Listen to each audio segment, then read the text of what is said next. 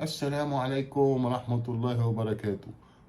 أعزائي مشاهدين ومتابعين قناتي، أهلا وسهلا بكم في حلقة جديدة في الكورة دايما مجنونة وتاريخ مصر ومسابقة تاريخ مصر بكأس الأمم الأفريقية.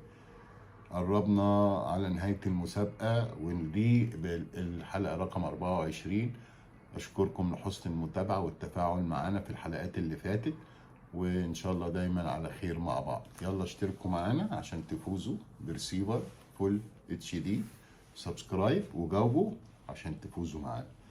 سؤال رقم 24 بيقول: مين كان كابتن منتخب مصر لما فزنا في 86 بالبطولة؟ مين كان كابتن منتخب مصر في سنة 86 لما فزنا بالبطولة اللي كانت بتتلعب في مصر؟